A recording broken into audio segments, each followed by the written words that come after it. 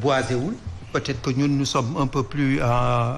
moins en danger mais par contre ñi nga xam ne ñi ngi dans les régions les plus boisées ñoom ñu ngi ci danger donc il faudrait très certainement penser à ces gens-là et je crois que état bi jëloon na mesure bu mu ni mel daawoon nañ ko def xaw ma ndax ren def nañ ko am déet waaye li ci am solo mooy nañu fexe ba ñu mun a anticiper les choses pour préserver la santé de ces populations. Est-ce que waruñoo gën a ñoŋal xeex bi Ndeye Fatou ci diggante Kolda Kédougou Tambacounda zone yooyu nga xam ne mës nañ faa wax ay zone rouge lañu ci xeex mi en tout cas ci lu jëm ci wàllu paludisme que nag yeneen gox yi nga xam ne peut-être atteindre nañu wala ñu ngi waaj a atteindre objectif yi en tout cas en termes de lutte. waaw mais fàtte ngaa lim Kaolack ndax yaakaar naa kuy wax yoo ci Sénégal doo jéggi Kaolack dangaan donc zone boobu noonu muy centre bi ba jëm sud bi ñooñu ñëpp la concerné. yooyu même Dakar léegi dafa bëri yoo xam nga dañu doon wax naan côté yi la ëppoon mais yaakaar naa yow léegi Dakar 12 mois sur 12 am na fii Dakar koñ yoo xam ne comme zone de captage wala Mariste ñoom dañuy am yoo tout le temps gis nga paludisme xeex bi prévention rek la. prévention mooy distribuer des moustiquaires imprégnés mais aussi pompe dëkk bi dañ daan pompe dëkk bi lan moo tax defatuñ ko ana service d'hygiène ñi ko daan def loolu gisatuñ ko yooyu yëpp ay moyens de prévention la woon te gëj na fee am yaakaar naa ne nguur gi mu ngi fii te budget bi changé wul war nañ ci mën a gën a appesantiru ci prévention bi bu fekkee ne bëgg nañoo xeex paludisme mais nu ko mooy zone yu reculé yeeg zone centre yeeg ba ci capitale bi ñëpp xam nañ ne am na période boo xam ne koo woo mu ne la dama sibru kon nag nañu accentuer mbir yi ci prévention te jéem a wattu askan wi ci mbir moomu. leneen lu soxal xibaar yi ci wàllu njàng meek njàngale mi ak épreuve BFM yi nga xam ne tàmbali nañu ko ni ki tey ci àllarba gi ñu ko baaxul defee nag ñoom kilifa yu ngànk wàllu njàng mi amal nañu ak tukki nemmeeku ci yeneen ci ay centre d'examen directrice cabinet ministre bu éducation nationale Cheikh Omar Anne moom nag wax na ne nemmeeku ñu benn incident maanaam benn rëq-rëq en tout cas ci déroulement épreuve yi ci cours Sainte-Marie de Anne ak lycée Anne Bel-Air ñoom ñëpp dalloo nañu délégation ministère de l'éducation ci teewaayu sunu ndaw Tidiane Diallo Madani Mariga. ci terrain bi ngir xool doxalinu épreuve bu BFM yi. visité nañ cours Sainte-Marie de Anne visité tey fi lycée de Anne bi et ci li ñu mën a wax mooy benn problème nekk ci tout se passe très bien. directrice bu cabinet bu jëwriñ bu yor wàllum njàng mi mu ngi rafetlu taxawaayu jàngalekat yi. ren tamit amoon na ay problème donc ci suñu société bi ci suñu Sénégal bi amoon na ay problème ñëpp tiit yaakaar ne examen yi dinañ leen randal mais loolu yëpp amul. candidat yi ci seen wàll gis ne épreuve yi métteegul surtout dissertation bi. suñu devoir yëpp précise partie si loolu la neexoon ay Mariama Ba si l'onglet si rapport ak Aïssatou ak Ramatoulaye sujet bi abordable. ak information yu ñu jot ci IA yi épreuve BFM yi ñu ngi koy wéyal benn incident signalé wuñ ko suñ sukkandikoo ci directrice bu cabinet bu jëwriñ bu yor wàllum njàngam. Tidiane Diallo ci wàllu njàng mi ci la ñu des ak premier résultat yi ñu daal di nemmeeku soxal premier tour ci baccalauréat yi téeméer boo jël ñaar fukki ak ñaar yi lañ ci nemmeeku ci taux de réussite bi en tout cas ci premier tour acteur système éducatif yi nag jàpp nañu ne mbir mi dafa xaw a sooxe lool ci résultat yi bu nu koy xayma ak at wi nu génn secrétaire général bu SAEMS mi ngi ci andi ay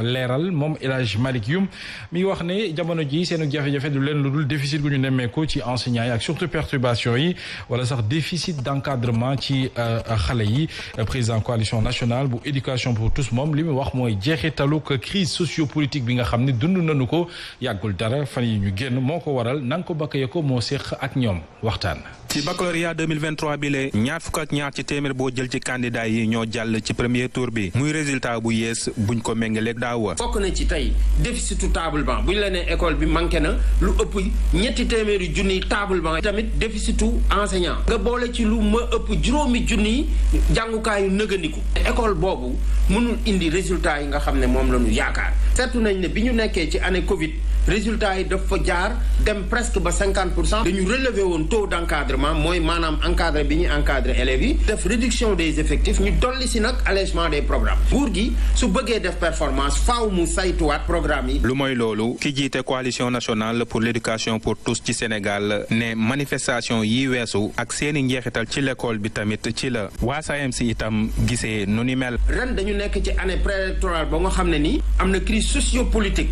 bu doy waar boo xam ne conséquences yi ñëpp ko yëg ci école bi parce que gis nañ sax mu amoon IA yu nga xam ne dañu obligé woon tëj seen ay école benn ba ñaari semaine ngir école bi mën a amuk dal parce que crise sociopolitique bi moo ko affecté woon. bu dee ne atum 2020 moo doonoon at bu njëkk ci ñu am taux global de réussite bu toll ci 48,2%, baccalauréat 2022 bi weesu moo daanoon record bi ndax ginnaaw ñaari tour yi lu ëpp ci candidat yi jàlloon nañu ci bac bi. mi ngoog Léopold Tamba BFM bi tàmbali gi tey la waaye am nañu yaakaar ci résultat yi ñoŋ waaye ni nu gis moom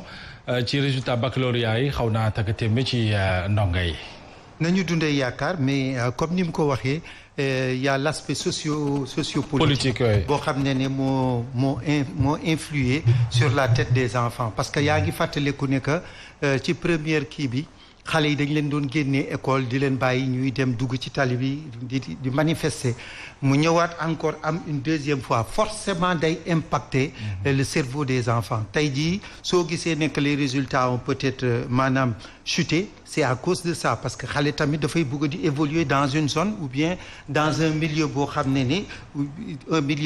ni qui n'est pas catastrophique mais quand c'est dans un milieu boo xam ne à chaque fois que de besoin tu entends ñu ay kii de casserole ñu ne la quelquefois également c'est la police ñu ne la quelquefois également ce sont des partis politiques qui sont en train de batailler tout ça pose des problèmes sur l'enfant sur le cerveau de l'enfant donc tey jii ñu ci bari ñoo xam ne peut-être que am na ñu ci biir ñoo xam ne qui sont tellement brillants mais peut-être que impactés par cette affaire-là sociopolitique forcément dina am ay problèmes yoo xam ne dina am ñoo xam ne ils le méritaient mais ils ne l'ont pas parce que quelque part aussi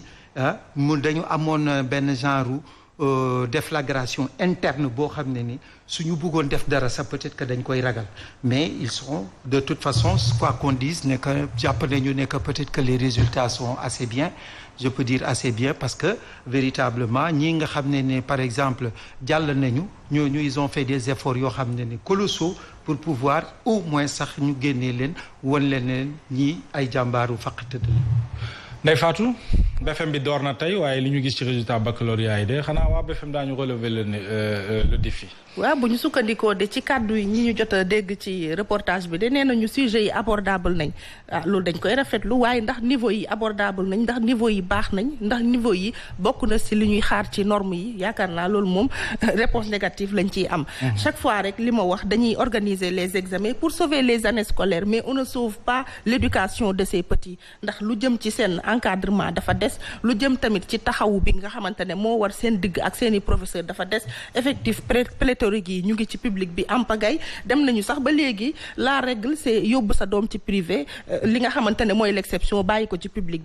bi dañu ko bàyyee boppam professeurs yi ñoom ñëpp ñu ngi xarmata ci privé yi am na si ñu bëri dañuy investir sax dans le privé en étant dans le public moo tax public bi dañ koy défavoriser yooyu nag mooy feeñ ci résultats yi soo xoolee résultats yu bon yi ci public bi lay gën a feeñ que ci privé bi parce que privé bi non seulement am nañu nombre de cours yi ñu soxla mais aussi dañuy am ay yeneen i séances yoo xam ne dañ leen koy defal comme répétiteurs yi li ñuy def ci kër yi dañ leen koy defal ci biir privé bi ci ay heures yoo xamante ne day gën a taxawu seeni niveau kon loolu daal li wérte wër mooy résultats yi boo ko xoolee lan moo tax nguur gi duñu indi résultats yi am ci privé bi ak public bi ndax buñ ko doon indi rek dinañu xam fan la coono jafe-jafe gën a féete. mi ngoog Ndeye Fatou xibaar bi nag bu tiis la en tout cas ci jàngalekat yi ab surveillant wu BFM moo daal di faatu ginnaaw ba mu amee malaise ci àllarba gi ci bu 12h jotee ca Mbirkilaan ca école Thiendella Fall ñëpp xamee ko